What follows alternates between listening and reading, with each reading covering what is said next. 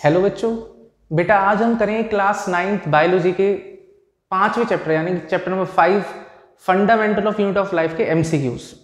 जैसे कि शीट का नाम बेसिकली क्या है, ब्रह्मास्त्र। इस शीट के अंदर सारे एमसीक्यू हैं और सारे ही बहुत बड़े हैं। तो आपको जो भी एमसीक्यू मतलब ऐसा लगे कि थोड़ा डिफिकल्ट सा है या थोड़ा अलग है, उसको नोट कर लीजिएगा कहीं पे और एक एक करके सारे डिस्कस करेंगे। चलिए पहले एमसीक्यू की बात करते हैं। पहला एमसीक्यू है बेटा, विच प्लास्टिड आर कलरलेस। कौन से प्लास्टिड कलरलेस होते हैं? तो हमने दो तरह के प्लास्टिड पढ़े हैं बेटा, एक पढ़े हैं कलरफुल और एक पढ़े हैं कलरलेस। तो अगर मैं बात करता हूं क्रोमोप्लास्ट की, तो क्रोमोप्लास्ट कलरफुल होते हैं, रेड ऑरेंज ये वाले जो कलर्स हैं। जैसे कि जो हमारे फ्रूट्स हैं वेजिटेबल्स हैं उनके अंदर अलग अलग कलर्स होते हैं, तो क्रोमोप्लास्ट की वजह से। देन हमने पढ़ा था क्लोरोप्लास्ट। बेसिकली क्या है, इसके अंदर क्लोरोफिल होता है जो किस में हेल्प करता है, फोटोसिंथेसिस में। एक हमारा है ल्यूकोप्लास्ट। ये बेसिकली कह सकते हो व्हाइट या कलरलेस प्लास्टिड होता है। तो इसका जो करेक्ट आंसर है वो क्या है, ल्यूकोप्लास्ट। चलिए नेक्स्ट एमसीक्यू देखते हैं बेटा। नेक्स्ट है, an unripe green fruit changes colour when it ripens. जब एक फ्रूट पकता है तो अपना कलर चेंज करता है। जैसे आम होता है ना, शुरुआत में हमने देखा होगा वो ग्रीन कलर का होता है, बाद में कैसा होता है आपका ऑरेंज कलर का हो जाता है ना, इस तरह का, या येलो कलर का हो जाता है। तो ये बेसिकली कलर आया कहां से, तो क्या चेंज आया? तो देखिए चार ऑप्शन है। Chromoplast changes to chlorophyll, chromoplast changes to chromosome, chromosome changes to chromoplast, या क्लोरोप्लास्ट चेंजेस टू क्रोमोप्लास्ट। तो करेक्ट आंसर इसका क्या है बेटा, जो क्लोरोप्लास्ट है वो किस में कन्वर्ट हो गया, क्रोमोप्लास्ट में। यानी कि शुरुआत में जो जिसके अंदर ग्रीन पिगमेंट था क्लोरोफिल वाला, वो किस में कन्वर्ट हो गया, कलरफुल प्लास्टिड में कन्वर्ट हो गया, इट इज क्रोमोप्लास्ट। ठीक, चलिए नेक्स्ट एमसीक्यू देखते हैं बेटे। नेक्स्ट है the phenomena where cytoplasm shrink into a hypertonic medium is called. Basically क्या होता है, जब हम प्लांट सेल को हाइपरटोनिक सॉल्यूशन में रखते हैं बेटा, तो बाहर की तरफ जो वाटरी कंसंट्रेशन है वो तो होती है हमारी लो, और अगर मैं बात अंदर की करता हूं तो वहां पर H2O की कंसंट्रेशन कैसी होती है बेटा, हाई होती है। तो पानी क्या होता है, सेल से बाहर की तरफ मूव करता है ना। तो बेसिकली इसमें चार ऑप्शन है बेटा, फ्रंटोलाइसिस, प्लाज्मोलाइसिस, एसिडोलाइसिस, एलोलाइसिस। तो इसका करेक्ट आंसर आपने पहले भी जब आप सिलेबस पढ़ते हैं सारा तो पढ़ाया जाता है सारा। तो इसका आंसर है प्लाज्मोलाइसिस। ये फिनोमेना जो लिखा हुआ है कि साइटोप्लाज्म श्रिंक हो जाता है, अंदर का जो लिक्विड मटेरियल है वो बाहर चला जाता है, तो किसके अंदर होता है ये, प्लाज्मोलाइसिस के अंदर। चलिए इसके बाद बेटा नेक्स्ट एमसीक्यू देखते हैं। Dash is called the energy currency of the cell. Energy currency यानी कि हम उसको यूज करें और हमें क्या मिल जाए, एनर्जी मिल जाए। तो कहीं पढ़ा था आपने कि एनर्जी स्टोर होती है किसी मॉलिक्यूल के अंदर, क्या नाम है उसका, that is ATP. ATP full form भी पूछ लेते हैं, क्या होती है भाई एटीपी की full form? ATP full form होती है एडिनो साइन ट्राइफॉस्फेट, है ना बेटे। तो ये फुल फॉर्म भी एक नंबर में आ सकती है, तो ये भी आप याद रखिएगा। आई थिंक क्लियर होंगे सभी एमसीक्यू।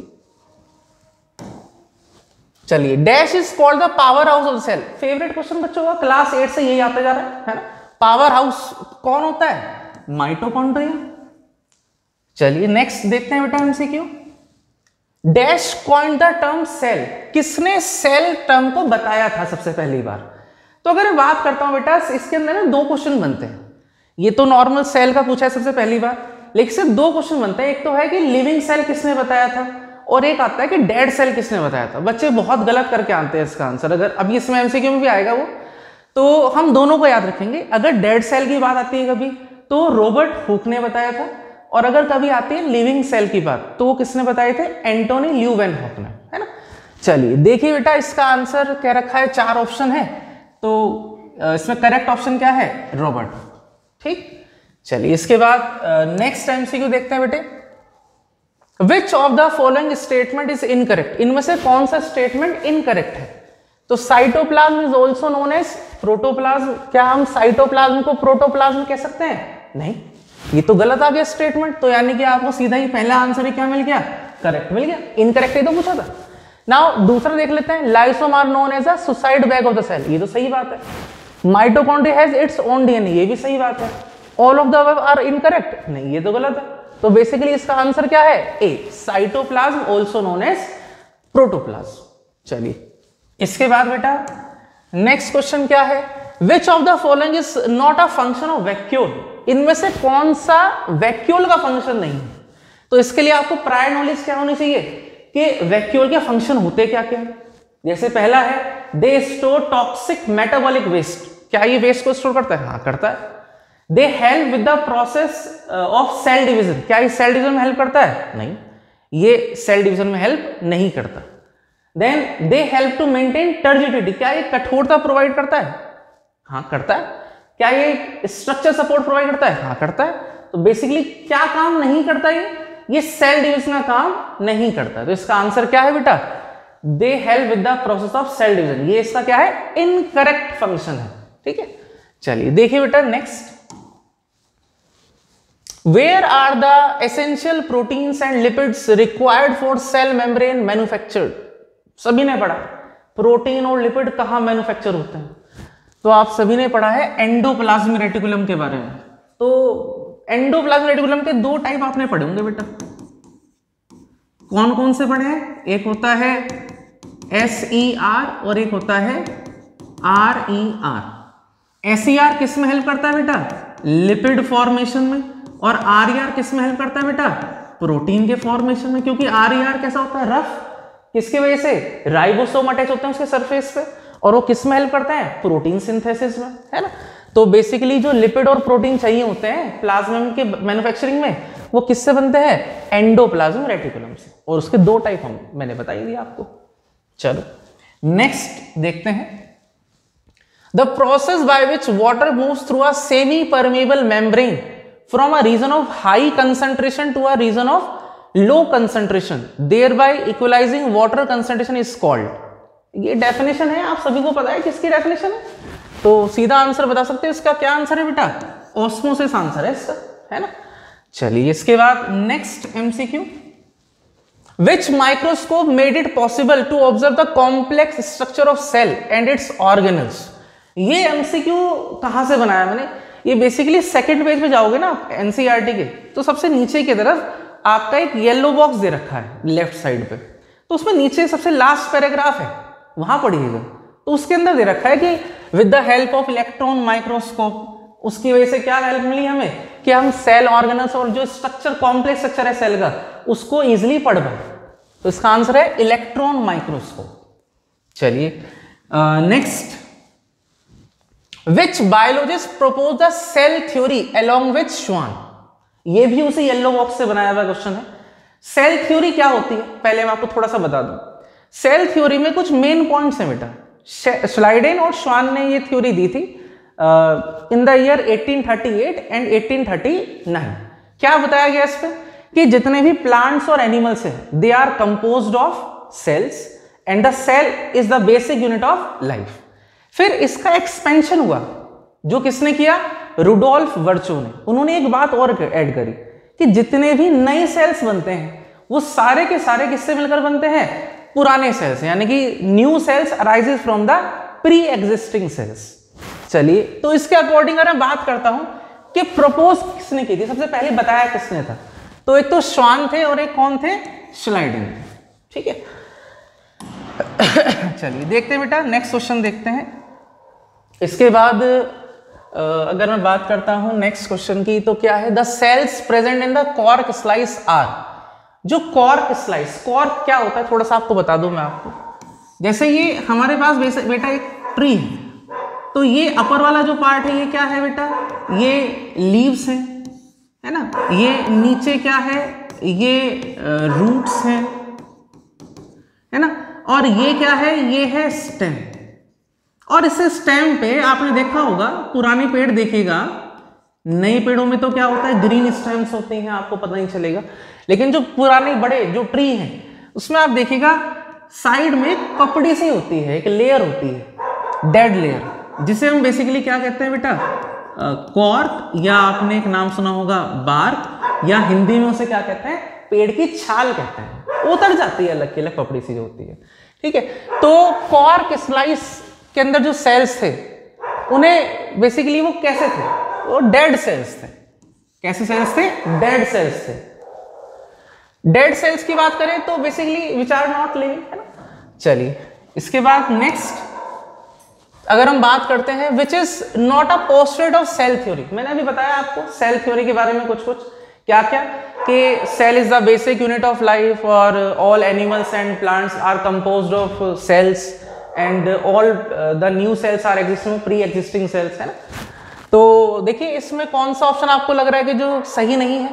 ये है जो सेल थ्योरी से मैच नहीं कर रहा, that is plant cells carry out photosynthesis, है ना। इसका आंसर है plant cells carry out photosynthesis.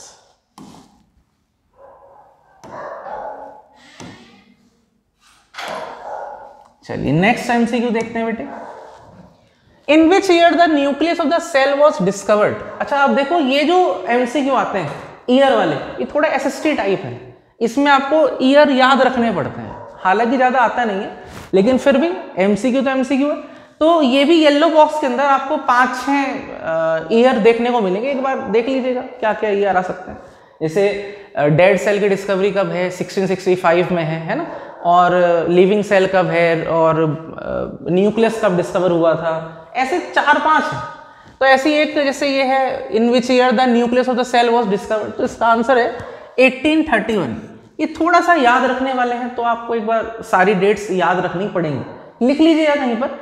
Second page पे येलो बॉक्स है, उसमें कई सारी डेट्स हैं, तो वो सारी डेट्स एक साथ लिखे, सामने साइंटिस्ट के नेम लिखे, एक बार पढ़ के चलिए, हो सकता है पेपर में आ जाए कोई एमसीक्यू। चलिए देखिए नेक्स्ट इसमें लिखा है which is the incorrect statement with respect to the cell. इनमें से कौन सा स्टेटमेंट गलत है? Cell is the basic unit of life. क्या सेल बेसिक यूनिट होता है? हाँ होता है। A single cell may constitute a whole organism.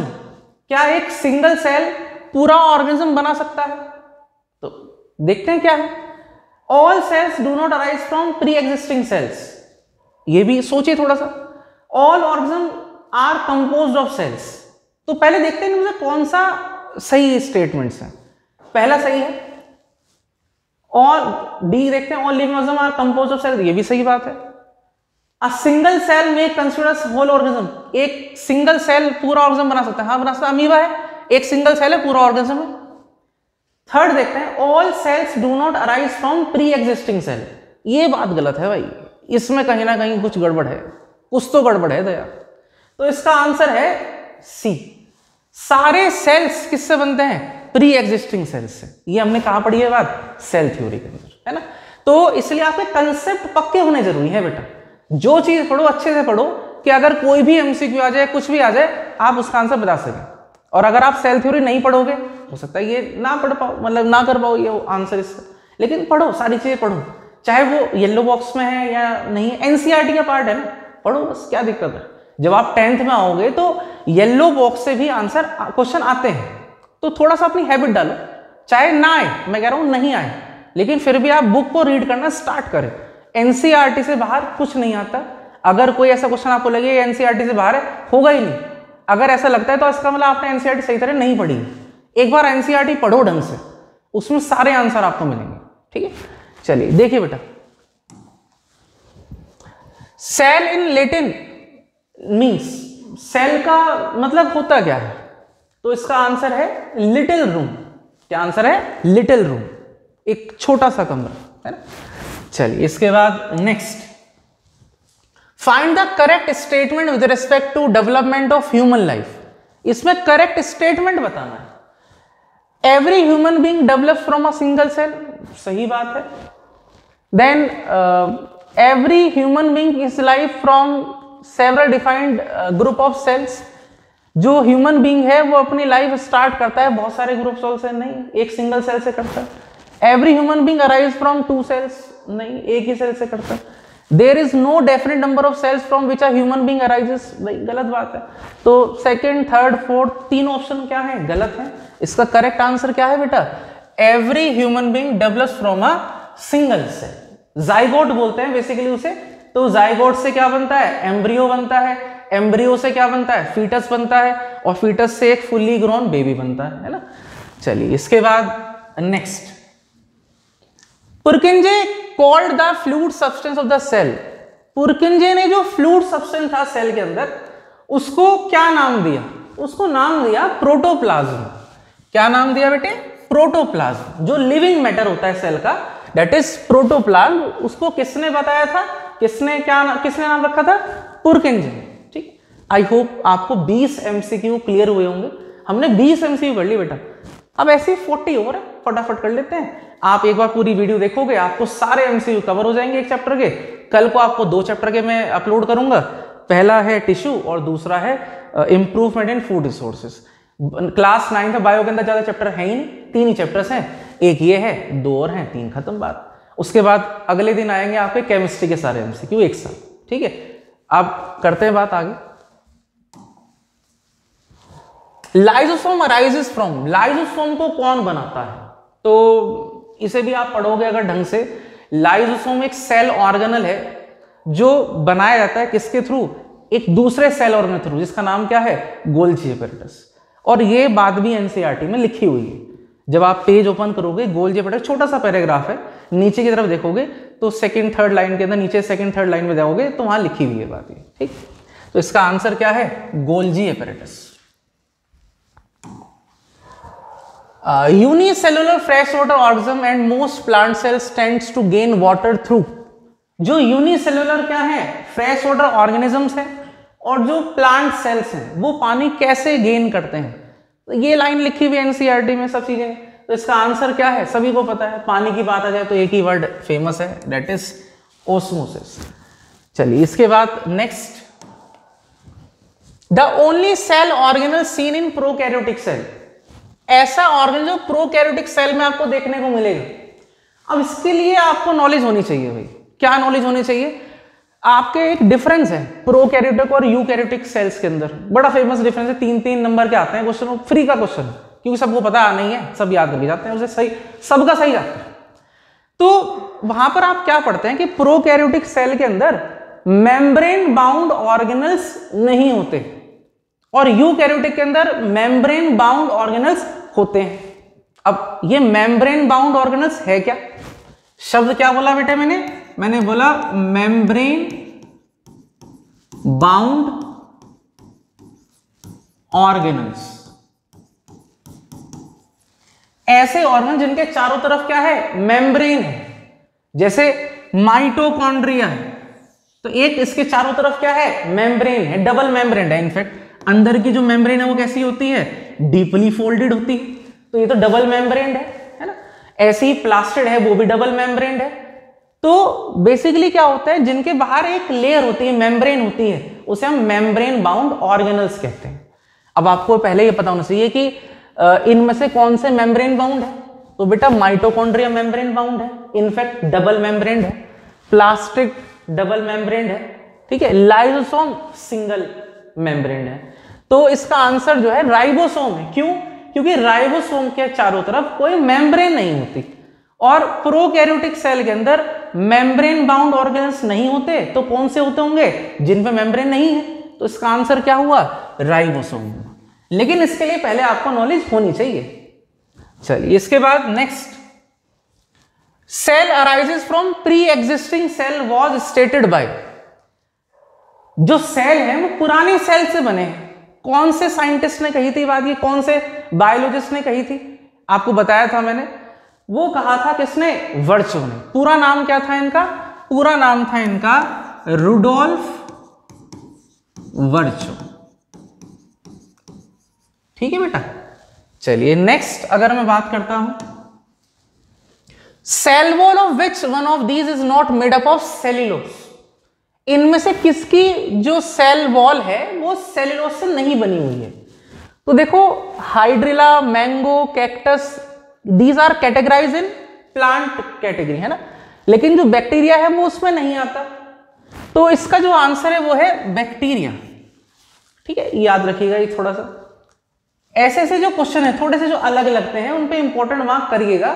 आप अपने पास नोट्स बना लीजिए, जो भी आपको करना है मैंने आपको सारे एमसीक्यू प्रोवाइड कर दिए फंडामेंटल यूनिट ऑफ लाइफ के, आप अपने नोट्स बनाओ, जो भी आपको लगे वो करिए best. Which out of the following is not a function of vacuole, vacuole का कौन सा फंक्शन नहीं है? तो आप सभी को पता है स्टोरेज तो फंक्शन है, टर्जिडिटी एंड रिजिडिटी फंक्शन है, पढ़ रखा है, वेस्ट एक्सक्रीशन भी फंक्शन है। जो फंक्शन नहीं है वो कौन है? लोकोमोशन। चलिए देखते हैं नेक्स्ट। लोकोमोशन होता क्या है? एक प्लेस से दूसरे प्लेस तक जाना, that is known as locomotion. तो वो वैक्यूल का फंक्शन नहीं है। The cell organelle involve in forming complex sugar from simple sugar are, कौन सा ऑर्गेनल है जो कॉम्प्लेक्स शुगर बनाता है? किससे? सिंपल शुगर से। तो गोल्जी एपरेटस का फंक्शन है कि ये कॉम्प्लेक्स शुगर बनाता है किससे? सिंपल शुगर से। तो आंसर क्या है इसका? Golgi apparatus. चलिए next, silver nitrate solution is used to study, अलग क्वेश्चन, बिल्कुल डिफरेंट क्वेश्चन। अगर ये क्वेश्चन आ जाए तो मोस्ट ऑफ द स्टूडेंट इसको छोड़ देते हैं या गलत कर देते हैं, लेकिन ये एनसीईआरटी का है। अब आप कहोगे सर एनसीईआरटी में तो हमने पढ़ा ही नहीं है, नहीं पढ़ा, वो नहीं पढ़ा। तो बेटा वो आप पढ़ो, आप गोल्जी एपरेटस वाला जो पैराग्राफ है उसके बराबर में एक बॉक्स बना हुआ है येलो कलर का, उसके अंदर कहीं आप जब पढ़ोगे तो आपको देखने को मिलेगा कि सिल्वर नाइट्रेट सॉल्यूशन जो है वो यूज किया गया था किसकी स्टडी के अंदर? गोल्जी एपरेटस की स्टडी के अंदर। तो है, ऐसा नहीं आउट ऑफ सिलेबस है। बस ये है कि थोड़ा येलो बॉक्स है तो वहां से क्वेश्चन कम ही आते हैं, शायद ना आए, लेकिन फिर भी कर लीजिए। तो इसका आंसर है हमारा गोल्जी एपरेटस, है ना। चलिए इसके बाद next, chromosomes are made up of, chromosome किससे बने होते हैं? तो पता ही है आप सभी को, डीएनए और किससे बने होते हैं? प्रोटीन से बने होते हैं। ये सब सारी जो बातें हैं, जो लाइंस हैं, ये सब पूरी लिखी हुई हैं। ये बेसिकली एक पूरी लाइन है, उनसे एमसीक्यू बनाए हुए हैं, फ्रेम किए हुए हैं। ऐसे नहीं कुछ नए एमसीक्यू बना दिए, बुक के बीच में से इन टेक्स्ट एमसीक्यू कह सकते हो आप, कि बुक की बीच की लाइन ली और इसका एमसीक्यू बना दिया। और इससे फायदा क्या होता है? आप पहले पूरी रीडिंग करो एनसीईआरटी की और उसके बाद इस शीट को सॉल्व करना शुरू करो। आपको ऐसा लगेगा कि आपने सारी एनसीईआरटी पढ़ ली। क्यों? क्योंकि हर लाइन से कहीं ना कहीं कुछ ना कुछ क्वेश्चन बना हुआ है। चलिए इसके बाद next, which of the following can be made into crystal, crystal कैसे बन सकता है? नॉन लिविंग चीज का। अब जैसे अमीबा है, बैक्टीरिया है, स्पर्म है, ये तो लिविंग चीजें हैं। लेकिन अगर बात करता हूं वायरस की, तो वायरस को आपने पढ़ा होगा कि वायरस नॉन लिविंग होता है आउटसाइड द लिविंग बॉडी, और जैसे ही वो लिविंग बॉडी के अंदर जाता है तो वो उसका एपरेटस यूज करके अपने आप को मल्टीप्लाई करता है ना। जैसे कोरोना के टाइम पर क्या हुआ था कि हम बेसिकली क्या करते थे, फ्रूट्स को, वेजिटेबल्स को, इन सबको धोकर और खा लेते थे, या बेसिकली हमारे हाथ पे अगर कोई चीज लगी हुई है तो हम उसे सैनिटाइज कर देते थे कि भाई वायरस खत्म हो जाए, कि कहीं हाथ से हमारे वायरस न चले खाना खाने तक। तो बेसिकली आप समझिए, आप उस एल्कोहल को सैनिटाइज करते थे, अपने हाथ को सैनिटाइज करते थे एल्कोहल से, तो वायरस मर गया। अब ऐसे तो एक एल्कोहल पी लेते और वायरस खत्म हो जाता, लेकिन ऐसा तो नहीं हुआ। रीजन क्या है इसके पीछे? रीजन ये है कि वायरस जैसे ही बॉडी के अंदर एंटर करता है तो वो क्या करता है, बॉडी का जो एपरेटस है, जो सेल का एपरेटस है, न्यूक्लियस है, उसको यूज करता है अपने आप को मल्टीप्लाई करने के लिए, है ना। तो वो ऐसे हम उसे खत्म नहीं कर सकते। तो ये बेसिकली आउटसाइड द बॉडी कैसा है? नॉन लिविंग है, और inside the body as a living organism की तरह बिहेव करता है। तो इसका जो आंसर है वो है वायरस। वायरस को आप एक क्रिस्टल की फॉर्म में कन्वर्ट कर सकते हैं। चलिए इसके बाद next 31, which of the following are covered by a single membrane, इनमें से कौन सा सिंगल मेम्ब्रेन से कवर्ड है? तो अगर मैं बात करता हूं, देखो माइटोकॉन्ड्रिया डबल मेम्ब्रेन है, याद कर सकते हो, लिख सकते हो, इस पे डबल मेम्ब्रेन है, प्लास्टिड पे डबल मेम्ब्रेन है, राइबोसोम पे 0, एक भी मेम्ब्रेन नहीं है, और लाइजोसोम पे एक सिंगल मेम्ब्रेन होती है। तो इसका आंसर जो है वो क्या है? लाइजोसोम है इसका आंसर, है ना। चलिए इसके बाद next 32, the barrier between the protoplasm and the outer environment in an animal cell is, जैसे अगर मैं बात करता हूं सेल की, तो सेल में मेन 3 पार्ट्स होते हैं। जैसे बाहर की मेम्ब्रेन हो गई, अंदर का फ्लूइड सब्सटेंस हो गया जिसके अंदर ऑर्गेनल्स है, साइटोप्लाज्म, और बाहर वाली प्लाज्मा मेम्ब्रेन और सेल वॉल जो भी है, और एक बीच में क्या होता है? न्यूक्लियस होता है ना, that is known as brain of the cell. तो ये कहा है बैरियर बताओ, प्रोटोप्लाज्म यानी कि न्यूक्लियस और साइटोप्लाज्म का कॉम्बिनेशन, प्रोटोप्लाज्म और बाहर के एनवायरनमेंट, बीच में बैरियर क्या है? तो देखो ये हमारा सेल, ये बीच में न्यूक्लियस और ये साइटोप्लाज्म। तो ये तो है बेटा सेल मेम्ब्रेन और यू कैन से plasma membrane. This is cytoplasm, this is nucleus, और ये दोनों को हम क्या कहते हैं? प्रोटोप्लाज्म कहते हैं।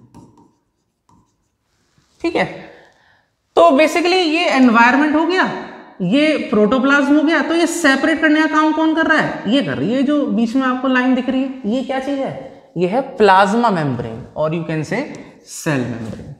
तो आई थिंक आपको ये कंसेप्ट क्लियर हुआ होगा कि सेपरेशन का काम कौन करता है? प्लाज्मा मेम्ब्रेन करती है। चलिए देखिए नेक्स्ट,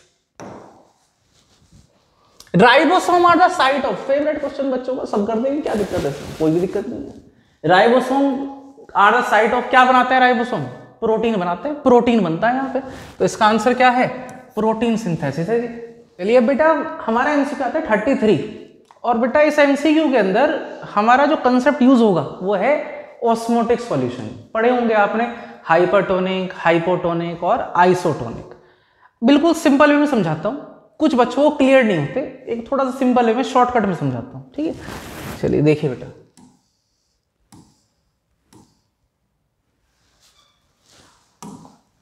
जैसे अगर हम बात करते हैं, हमने एक बीकर लिया और इस बीकर के अंदर हमने क्या करा? किशमिश डाल दी बेटा, किशमिश रेजिन्स। तो इसके अंदर जो वाटर की कंसंट्रेशन है, H2O की कंसंट्रेशन है, वो कैसी है? लो। और बाहर जो H2O की कंसंट्रेशन है वो कैसी है बेटा? हाई। तो बेसिकली होगा क्या? जो वाटर है वो हाई से, पता है आपको, कहां जाता है? लो की तरफ। तो पानी बेसिकली क्या होगा? अंदर मूव कर जाएगा, है ना। तो और जो किशमिश है, जो ऐसे सिकुड़ी ही किशमिश थी, श्रिंकन किशमिश थी, वो बेसिकली क्या होती है? स्वेलअप हो जाती है। क्यों? क्योंकि पानी अंदर भरा है।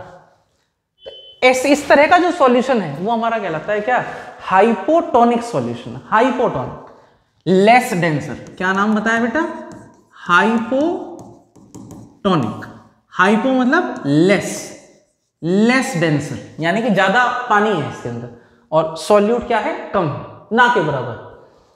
चलिए इसके अलावा एक आता है हाइपरटोनिक। हाइपरटोनिक में इसका उल्टा है, जैसे एक किशमिश फूल गई, स्वेलन हो गई। अब मैं क्या करता हूं, मैंने एक बीकर लिया और इस फूली हुई किशमिश को, जिसके अंदर क्या है? पानी हाई क्वांटिटी में है, और बाहर जो सॉल्यूशन ले रखा है उसमें जो वाटर है वो कैसा है? लो क्वांटिटी में है। चाशनी ली है, शुगर सिरप लिया है, चाशनी। तो क्या होगा? जो पानी है वो तो हाई कंसंट्रेशन से लो की तरफ जाता है, तो किशमिश से पानी क्या होगा? बाहर निकल जाएगा। पानी जो है it will move outside the cell. तो अब क्या कंडीशन बनी कि जो फूली हुई किशमिश थी बेटे, वो हमारी सिकुड़ गई, श्रिंक हो गई। और एक तीसरी कंडीशन होती है आइसोटोनिक, जिसमें क्या होता है? जो पानी की कंसंट्रेशन है सेल के बाहर और अंदर सेम रहता है, कोई नेट मूवमेंट ऐसा नहीं है कि कहीं ज्यादा हो गया या कम हो गया, इक्वल रहता है, कोई फर्क नहीं होता उसमें। जितना अगर मॉलिक्यूल बाहर गए होंगे तो कुछ अंदर भी आ गए होंगे, तो कोई नेट अलग से कुछ आपको देखने को नहीं मिलेगा कि श्रिंक हुआ या कुछ, एज इट इज साइज रहता है, साइज विल रिमेन सेम। तो अब इसे देखते हैं एमसीक्यू को, क्या कहा इसके अंदर। इसमें कहा the concentration of water molecule in the cell is higher than concentration of water molecule in the surrounding medium. कि जो पानी का कंसंट्रेशन है वो क्या है? सेल के अंदर ज्यादा है और बाहर की कंसंट्रेशन की कंपैरिजन में नहीं, ऐसा तो नहीं है। देखो अगर अंदर ज्यादा होगा तो वो तो श्रिंक हो जाएगी। स्वेलअप कब होगी? इस वाली कंडीशन में। कब? जब concentration of water molecule in the surrounding medium is higher, जब बाहर की तरफ पानी ज्यादा होगा और अंदर की तरफ पानी क्या होगा? कम होगा, तब सेल क्या होगा? स्वेल होगा। आई होप आपको क्लियर हुआ होगा थोड़ा सा दोबारा देख लीजिएगा वीडियो को रिवाइंड करके, आपको क्लियर हो जाएगा। ठीक, चलिए नेक्स्ट एमसीक्यू पे आते हैं बेटे। Which of the following statement marks as a difference between plant cell and animal cell? Plant cell और एनिमल सेल में मेन डिफरेंस कौन सा पॉइंट क्रिएट कर रहा है? तो plant cells have cell wall which animals do not. Plant cell के पास सेल वॉल होती है और एनिमल सेल के पास नहीं होती, तो इसका आंसर तो हमें यही मिल गया। बाकी तीन गलत क्यों है वो भी देख लेते हैं। Plant cell do not have vacuole while animal cells do have. Plant cell के पास कह रहे हैं वैक्यूल नहीं होता, प्लांट सेल के पास सबसे बड़ा वैक्यूल है जो 50 से 90% तक क्या करता है, वॉल्यूम ऑक्यूपाई करता है सेल की। लार्ज सेंट्रल वैक्यूल होता है प्लांट सेल के अंदर, और एनिमल के तो अंदर होता ही है लेकिन छोटे होते हैं। Plant cells have only cell membrane. Plant cells में केवल क्या होती है, सेल मेम्ब्रेन, ये बोला हुआ है, लेकिन आप सभी को पता है सेल मेम्ब्रेन के साथ क्या क्या होता है, इसमें सेल वॉल भी तो होती है, 2 लेयर होती है ना। वाइल एनिमल सेल्स है वो उल्टा लिख दिया, इसलिए गलत है, इसलिए पहले वाला भी गलत था, ये भी गलत बता रखा था। लास्ट देख लेते हैं। Plant cells have more plastid. Plant cell के पास ज्यादा प्लास्टिड होते हैं, while animals have few plastid. Animals में तो प्लास्टिड होते ही नहीं, फ्यू प्लास्टिड तो छोड़ो होते ही नहीं, इसलिए ये भी गलत है। इसलिए इसका आंसर क्या है, plant cell have cell wall which animals do not. ठीक, चलिए नेक्स्ट 36 पे आ गए भाई, 36वें क्वेश्चन पे आ चुके हैं। Endoplasmic reticulum one of the cell organelles exist as a membranous network that extends from outer membrane of nucleus to the plasma making a connection between them। Endoplasmic reticulum का पूरा कह सकते हो ब्रीफ इंट्रोडक्शन दे रखा है कि क्या क्या करता है। Which of the following statement is not related to the endoplasmic reticulum? इनमें से कौन सा स्टेटमेंट एंडोप्लाज्मिक रेटिकुलम से रिलेट नहीं करता? तो देखो, क्या ये ट्रांसपोर्ट चैनल की तरह बिहेव नहीं करता? करता है, ये तो ट्रांसपोर्ट करता है सब्सटेंसेस को, तो चैनल के थ्रू ही तो करता है। ये transport materials between various region करता है, बिल्कुल सही बात है। It can be the site of energy generation, ये गलत है। इसका आंसर क्या है, माइटोकॉन्ड्रिया, वही तो बनती है एनर्जी। तो इसका बेसिकली ये हमारा जो है इनकरेक्ट या नॉट रिलेटेड ऑप्शन है एंडोप्लाज्मिक रेटिकुलम से। बाकी सम बायोकेमिकल एक्टिविटीज ये भी सही है, तो इसका आंसर है C. Find out the correct statement. इनमें से करेक्ट स्टेटमेंट बताना है। Enzyme packed in lysosome are made through RER।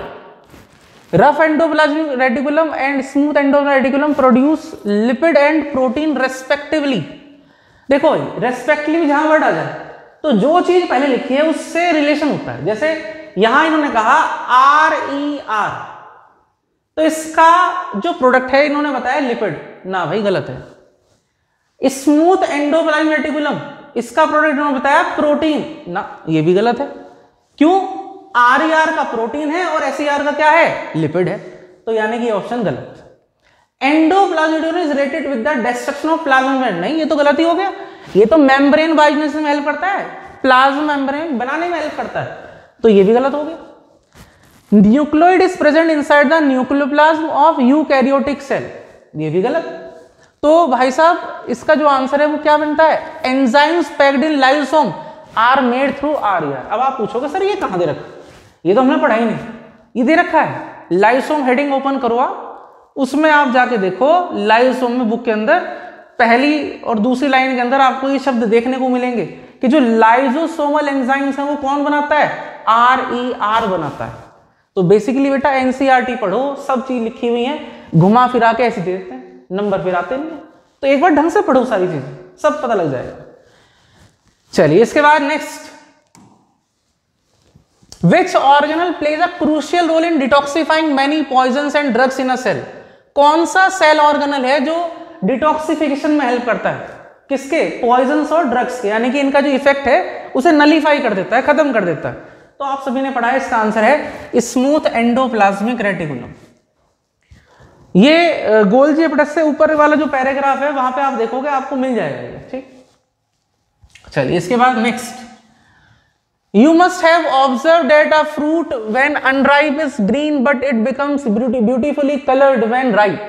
According to you what is the reason behind this colour change? ये पुराना क्वेश्चन है, थोड़ी बस ब्यूटिफिकेशन कर रखी है, लैंग्वेज बदल रखी है, बढ़िया क्वेश्चन बना रखा है, बाकी पढ़ लिया हमने, बताओ क्या आंसर है इसका। इसका आंसर बैठेगा, देखो इसमें भी ऑप्शन दे रखे हैं उलझा के, तो कई बार आंसर गलत कर देते हैं बच्चे। देखो क्लोरोप्लास्ट से शुरू होगी बात और क्रोमोप्लास्ट से बात खत्म होगी। अब कुछ बच्चे क्लोरोप्लास्ट देखते शुरुआत में, सीधा आंसर लिख देते, भाई यहाँ पे क्रोमोसोम भी तो लिखा है। कुछ बच्चे इसका आंसर सी लिख देंगे, नहीं पहले देख तो लो, क्रोमोप्लास्ट से कहां तक, क्रोमोप्लास्ट, पूरी बात है ना। चलो इसके बाद नेक्स्ट पढ़ो भाई पढ़ो, देखो बढ़िया पूरी लैंग्वेज दे रखी है। क्या क्या दे रखा है, राहुल की मम्मी ने क्या करा, अचार बनाने की ट्राई करी और उन्हें कुछ सब्जियों को कट करा, जैसे अचार के पीस कट करते हैं, आम को कट करते हैं और उसको नमक लगा के रख देते हैं, देखा भी होगा घर में। तो ये कह रहे हैं कि into small pieces and put them in the sun for few hours. Rahul was observing all her activities, Rahul देख रहा था क्या क्या हो रहा है, मम्मी क्या कर रही है, सब चीजें, और ऐसा क्यों कर रही हैं, why she had put the salted vegetables in the sun, धूप में क्यों रख दिया सब। Among the following what might be the most appropriate answer for his question. तो बेटे आपने अचार बनते हुए देखा होगा, यहीं से ही, आप कोई विदेश से तो है नहीं, सब यहीं से है, तो सबने अचार वगैरह बनते हुए देखा होगा। उसमें क्या होता है, जब कट करके रखते हैं तो नमक लगा के रख देते हैं, धूप में रख देते हैं, तो आप देखो वो पानी छोड़ देते हैं, देखना आप कभी भी, उसमें पानी निकल जाता है। तो पानी जब निकल जाता है तो जो बाद में चीजें बचती हैं, आम के पीस बचते हैं, उसको फिर सनलाइट में सुखा देते हैं, क्योंकि अगर मॉइस्चर रहता है तो पिकल्स यानी कि जो अचार है वो सही तरह नहीं बन पाते या उन पे फुई लग जाती है ना। तो वो फुई ना लगे, उसमें से मॉइस्चर निकल जाए, इसलिए क्या करा जाता है, जो अचार बनाने के लिए आम के पीस कट किए जाते हैं या और सब्जियां जो कट करी जाती हैं उनको सुखा देते हैं मॉइस्चर निकालने के लिए, है ना। और मॉइस्चर निकलता कब है, जब बेसिकली वाटरी कंसंट्रेशन में फर्क बैठता है। तो जो नमक लगाया जा रहा है वो कैसा है आपका, जिसके अंदर पानी कंसंट्रेशन कम है, और जो आम के पीस है उसमें पानी कंसंट्रेशन क्या है, ज्यादा है। तो आपको पता है कि पानी हमेशा कहां से कहां मूव करता है, हाई से लो की तरफ, तो वो अचार के पीस में से, आम के पीस में से बाहर निकल जाएगा, है ना। तो इसका मोस्ट अप्रोप्रिएट जो आंसर है वो बेसिकली यही है, सो डेट द वेजिटेबल्स में lose all the water bye diffusion. कुछ बच्चे कहेंगे सर ऑस्मोसिस आ जाएगा, कोई दिक्कत नहीं है, diffusion is, osmosis the special type of diffusion, है ना, एक लाइन दे रखी है। तो इसका करेक्ट आंसर है सी। चलिए इसके बाद नेक्स्ट, बस 20 एमसीक्यू रह गए, 18 एमसीक्यू, सारे एमसीक्यू कवर हो गए। एक बार सारे पढ़ लेना, लिख लेना कहीं पे, जहां पे जो लिखना है वो करो, सारे एमसीक्यू हो गए, इसके अलावा कोई एमसीक्यू नहीं है।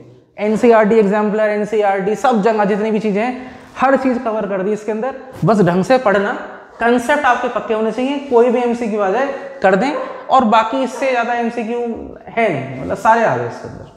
चलिए, the process of plasmolysis in plant cell is defined as, NCERT exemplar का है कि जो प्लाज्मोलाइसिस है प्लांट सेल के अंदर कैसे उसे डिफाइन करें। तो क्या पढ़ा था इसके अंदर, जो लिक्विड पार्ट है वो श्रिंक हो गया था ना, साइटोप्लाज्म था वो क्या हो गया था, श्रिंक हो गया था, बाहर चला गया था।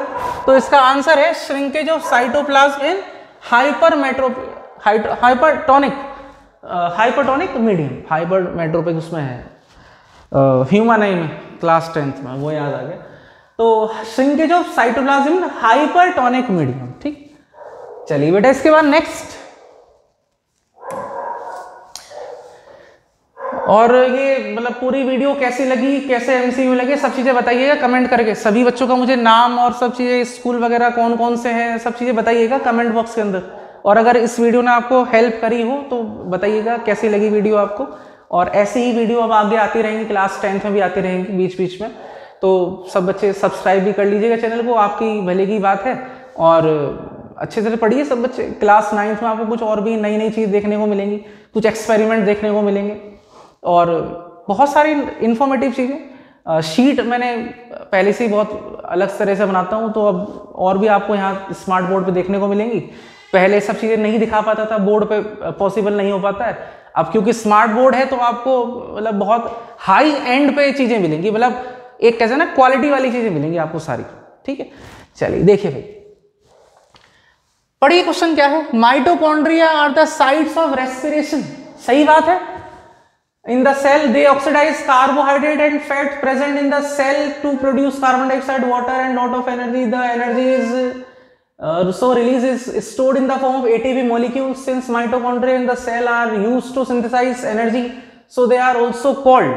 क्वेश्चन सिंपल है, ये बेसिकली क्या है बेटा, ये इतने बड़े बड़े क्वेश्चन बना के ना, एक आपने वर्ड सुना होगा आजकल बहुत चल रहा है, कॉम्पिटेंसी बेस। कुछ नहीं है, बस क्या है, क्वेश्चन को थोड़ा घुमा दिया, आपको थोड़ा डरा दिया, बस यही कॉम्पिटेंसी। आंसर तो वही है एनसीईआरटी का। तो माइटोकॉन्ड्रिया है, आपने यहाँ देखो थोड़ा सा क्या क्या है, एनर्जी करेंसी है। एनर्जी करेंसी एटीपी के लिए होता है ना। और एक माइटोकॉन्ड्रिया के साथ आप वर्ड पढ़ते जा रहे हैं क्या, पावर हाउस, तो वही है इसका answer, power house of the cell. तो एनर्जी करेंसी ऐसे नहीं, एनर्जी करेंसी देखिए ये तो एनर्जी करेंसी आ गया, यही आंसर है। Energy currency ATP, power house mitochondria, बस ठीक। चलो इसके बाद नेक्स्ट 42 एमसीक्यू देखते हैं। Next, cell is a structural and functional unit of life. The word cell is Latin word which means a little room. Can you name the scientist who coined the term cell. तो भाई इसमें कहने वाली कोई बात नहीं है, सबसे पुराने हैं हमारे दादा साहब, कौन, रॉबर्ट हुक। रॉबर्ट हुक ने ये डिस्कवरी की थी, तो इसका आंसर हमारा क्या है, रॉबर्ट हुक। अच्छा, जो एंटोनी ल्यूवेनहॉक वाला जो आंसर है, मैं आपको बताऊं, ये लिविंग सेल के लिए है, लेकिन सबसे पहली डिस्कवरी है वो एक्चुअली में रॉबर्ट हुक की है। वो डेड सेल की उन्होंने डिस्कवरी करी थी, और एंटोनी ल्यूवेनहॉक ने क्या करा था, जो पॉन्ड वाटर के अंदर फ्री लिविंग सेल्स है उनको डिस्कवर किया था। ये आपका सेकंड पेज पे येलो बॉक्स में दे रखा है। उस येलो बॉक्स में 10 क्वेश्चन बनते हैं बेटे, मैं आपको बता दूं। वो येलो बॉक्स जरूर पढ़े, भले ही पेपर में ना आए, मैं ये नहीं कह रहा कि उसमें पेपर में आएगा, लेकिन आप अपनी नॉलेज के लिए एनसीईआरटी पढ़ना शुरू करो। इनफैक्ट 11th 12th में 10th में जाओगे, एनसीईआरटी से एक एक वर्ड एनसीईआरटी से आता है, कोई बाहर नहीं आता। थोड़ा बहुत आपको जो फिजिक्स का पेपर आता है ना कि 12th का फिजिक्स का बहुत हार्ड पेपर आया, मानता हूं थोड़ा क्या काफी हार्ड आता है, हर साल ही हार्ड आता है। एक दो क्वेश्चन आउट ऑफ सिलेबस क्या आ जाते हैं, मतलब बेसिकली उसमें क्या होता है, कंसेप्चुअल होते हैं, लेकिन थोड़ा सा हाँ कह सकते हो आउट ऑफ सिलेबस, थोड़ा बहुत एक आधा नंबर, वो बेसिकली सब बच्चे तैयारी करते ही हैं तो कर लेते हैं। ठीक, चलिए इसके बाद next, the undefined nuclear region of prokaryote. Important mark कर लीजिए, हर बार रिपीटेड है ये वाला क्वेश्चन बेटे। ये अनडिफाइंड न्यूक्लियर रीजन जो होता है प्रोकैरियोट्स के अंदर, इसे क्या कहते हैं, तो भाई साहब न्यूक्लियोइड कहते हैं। इसे क्या दिक्कत है, इसमें कुछ भी नहीं दिक्कत है, इसका आंसर क्या है, न्यूक्लियोइड है इसका आंसर। चलिए next, among the following statement which one is incorrect. इन सब में से कौन सा इनकरेक्ट है, पढ़ लेते हैं। Golgi hepatitis is involve in the formation of लाइसोम। सही बात है भाई, तो इसमें गलत मत काट देना, ये सही बात है। Nucleus mitochondria plastid have DNA, बिल्कुल सही बात है। Hence they are able to make their own structural protein, बिल्कुल सही। Lysosome are called suicidal bags as they eat up their own cell, बिल्कुल सही बात।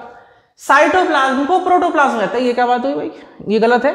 इसका आंसर क्या है, डी ऑप्शन है। ये स्टेटमेंट क्या है, गलत है ना।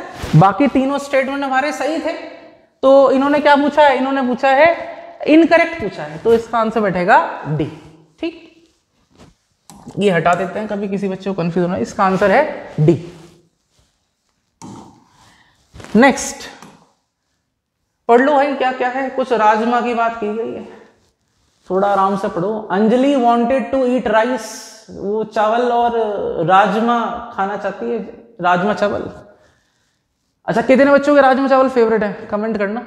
ठीक, she requested her mother to cook the same on next day. उन्होंने कहा, अंजलि ने कहा कि मुझे कल खाने हैं ना। At night her mother took a cup of kidney beans, rajma एक कप में रख दिए, and put them in a container having some water and then kept the container covered overnight. यानी कि पानी के अंदर कुछ राजमा भिगो कर रख दिए है।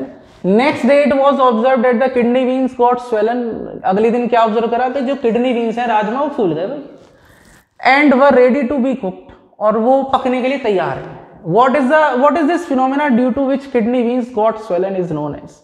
देखो बात ऐसी है कि कुछ नहीं है, बेसिकली क्या है, राजमा को पानी में रखा, वो फूल गए। आप सभी को पता है ये बात कि राजमा के अंदर पानी का कम, बाहर ज्यादा, तो पानी बाहर से क्या आया, अंदर आया। तो ये क्या है, क्या प्रोसेस है, इसका नाम ओस्मोसिस है। ठीक, और एंडोस्मोसिस है। एंडोस्मोसिस मतलब पानी अंदर आता है ना, एंडो अंदर, ऐसे याद रखना, एंडो अंदर, तो पानी अंदर आया। और ओस्मोसिस दो टाइप है, एंडोस्मोसिस, एक्सोस्मोसिस। अगर पानी अंदर आता है तो एंडोस्मोसिस, पानी बाहर जाता है तो एक्सोस्मोसिस। तो देखो वैसे तो इसका आंसर ऑस्मोसिस है और एंडोस्मोसिस, दोनों ही करेक्ट है। तो इस देखो अलग तरह का क्वेश्चन है कुछ, इसमें क्या कर रखा है, 4 ऑप्शन फिर दे रखे हैं दोबारा कॉम्बिनेशन बनाकर। तो इसका आंसर देखो ऑस्मोसिस ये भी सही है और एंडोस्मोसिस भी सही है। तो देखो पहला और तीसरा किसके अंदर आ रहा है, पहला तीसरा आ रहा है भाई बी के अंदर, इसका आंसर आ गया बी। ठीक है, चलो जी इसके बाद next 47 organelle other than nucleus containing DNA. Nucleus के अलावा डीएनए किसके अंदर है? तो भाई न्यूक्लियस के अलावा डीएनए आपको 2 में और पढ़ा रखा है, एक माइटोकॉन्ड्रिया और एक उसमें प्लास्टिड में पढ़ा रखा है ना। तो इसका आंसर प्लास्टिड तो है नहीं इसके अंदर, इसका आंसर क्या है, माइटोकॉन्ड्रिया है। चलिए देखिए next kitchen of the cell. देखो किचन ऑफ द सेल के अंदर एक चीज ध्यान रखना, आंसर जैसे कि तो मैंने एमसीक्यू दे रखा है, इसके अंदर प्लास्टिड ऑप्शन नहीं है। कई बार ना एक ऑप्शन में प्लास्टिड होता है और एक में क्लोरोप्लास्ट होता है। तो बेटे अगर मैं बात करूं इनमें से जो मेन आंसर है वो है क्लोरोप्लास्ट, क्योंकि प्लास्टिड का तो वेरिएशन है ना, क्रोमोप्लास्ट भी है और क्लोरोफिल भी है, वो क्लोरोप्लास्ट भी है और ल्यूकोप्लास्ट भी है। तो बेसिकली अगर ऑप्शन में प्लास्टिड और क्लोरोप्लास्ट आ गया ना तो आंसर है क्लोरोप्लास्ट। ठीक, बाकी इसमें तो कोई कंफ्यूजन है नहीं, इसमें तो बाकी 3 अलग ही दे रखे दुनिया से अलग, तो इसका आंसर क्लोरोप्लास्ट है। ठीक, चलो इसके बाद which of the following is known as energy currency of the cell. भाई साहब वो वाला कुछ सुना के जो बताया था, क्या एनर्जी करेंसी, तो एनर्जी करेंसी सुनते क्या आंसर लगाओगे आप, एटीपी लगाओगे। ठीक, चलिए इसके बाद next which of the following is the function of cytoplasm present in the cell. इनमें से कौन सा फंक्शन है साइटोप्लाज्म का? देखो सेलुलर रिप्रोडक्शन के अंदर क्या ये हेल्प करता है? नहीं, ये तो नहीं करता। ट्रांसपोर्ट मटेरियल, क्या ये मटेरियल ट्रांसपोर्ट करता है? ना, ये भी नहीं करता। It involved in the formation lysosome, नहीं ये भी नहीं करता। It hold the organelles of the cell in place, ये है, ये ऑर्गेनल्स बहुत सारे छोटे छोटे स्ट्रक्चर प्रेजेंट होते हैं सेल के अंदर, जिन्हें हम क्या कहते हैं, सेल ऑर्गेनल्स कहते हैं। ये उनको प्लेस पे मेंटेन करके रखता है, बस ये है। तो इसका आंसर है D, it holds the organelles of the cell in place. चलिए next amoeba acquires its food through a process. Amoeba food acquire करता है एक प्रोसेस के थ्रू, जिसका नाम क्या है, एंडोसाइटोसिस। पढ़ा होगा आपने, ये नॉर्मल सा क्वेश्चन है।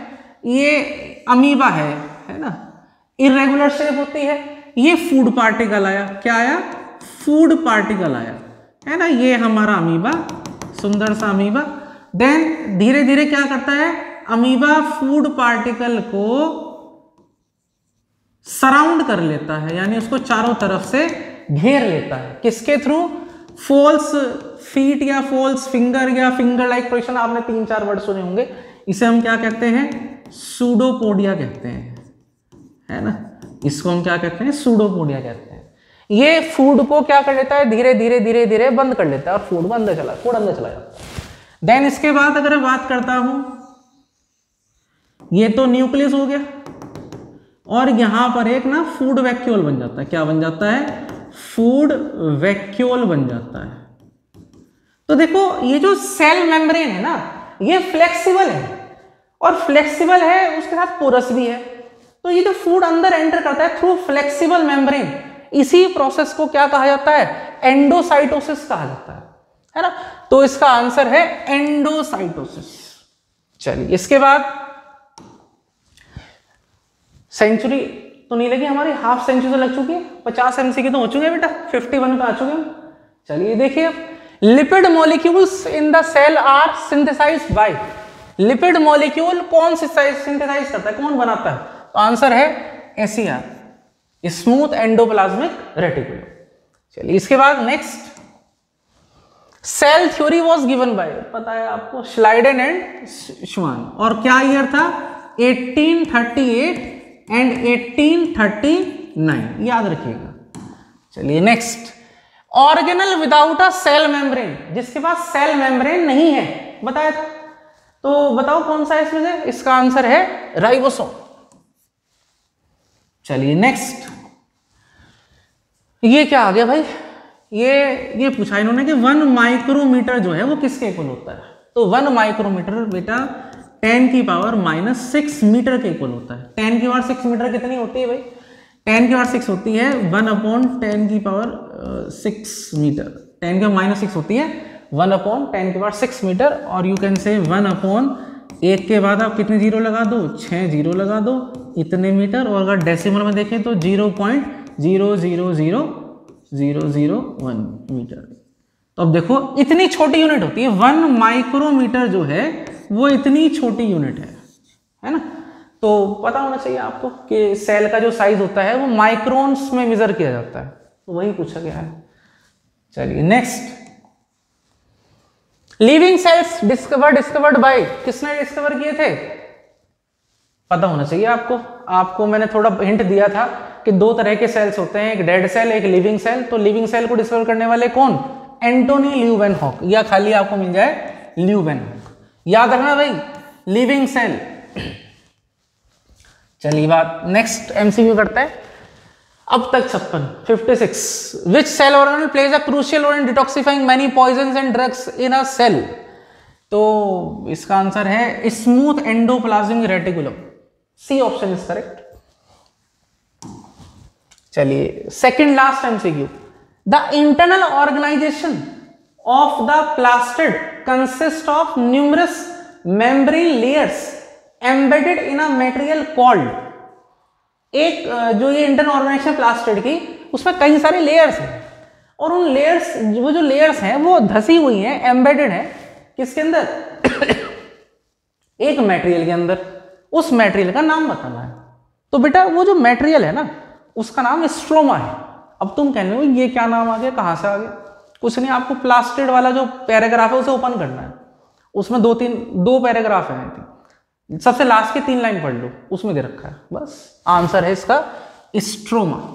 ठीक, चलिए इसके बाद next last MCQ of this sheet. 58 MCQ हमारे कवर हुए इस शीट के अंदर, इस लेक्चर के अंदर। The central vacuole of some plant cells में ऑक्यूपाई, जो सेंट्रल वैक्यूल है प्लांट सेल का, वो कितना % वॉल्यूम ऑक्यूपाई करता है? तो बेटा इसका आंसर आप मुझे कमेंट बॉक्स में बताओगे, आपकी एनसीईआरटी में लिखा हुआ है। तो बेसिकली मैं आपको बता दूं, एक ये बाहर की तरफ एक सेल वॉल हो गई, एक इसके अंदर सेल मेम्ब्रेन हो गई, और आपने देखा होगा कि उसके अंदर एक बहुत बड़ा क्या होता है, ऐसे एक वैक्यूल छिपा हुआ रहता है। तो वो वैक्यूल कितना स्पेस ऑक्यूपाई कर रहा है, उसको हम बेसिकली परसेंटेज में पूछना चाह रहे हैं आपसे। एनसीईआरटी में दे रखा है, ठीक है। तो सब बच्चे एनसीईआरटी बुक ओपन करिएगा, आंसर देखिएगा और कमेंट बॉक्स में आंसर लिखिएगा। ठीक, कल को मैं अपलोड करूंगा बेटा टिश्यू और इंप्रूवमेंट इन फूड रिसोर्सेज के जितने भी एमसीक्यू हैं सारे, मतलब लास्ट टाइम पे आप सारी चीजें पढ़ लो, तो सारी कुछ ना कुछ तो आना ही है, 100% आना, लेकिन पढ़ना तो पड़ेगा ना। अब मान लो आपको यही नहीं पता पढ़ना क्या है, आप सोचोगे बस एमसीक्यू पढ़ लेते, इस बुक को उठा के उस बुक को उठा के, आपको मैंने सारे एमसीक्यू एक जगह लाके दे दिए। अब आप इसको पढ़ो ढंग से, और कल मिलते हैं आपको नेक्स्ट वीडियो के अंदर। तब तक ये सारे जितने भी एमसीक्यू हैं आपके पास नोट डाउन होने चाहिए, और जो आपसे आंसर पूछा ये बताइएगा। ठीक, और अपने दोस्तों को भी शेयर करो, और इसे सब्सक्राइब तो कर लेना चैनल को, क्योंकि अब आगे वीडियो आती रहेंगी। आपके काम की चीजें हैं, 9th में है, अब आप फिर 10th में आ जाएंगे, तो आपको नई नई चीज देखने को मिलेंगी। ठीक, चलिए मिलते हैं आपसे नेक्स्ट वीडियो में। Thank you so much.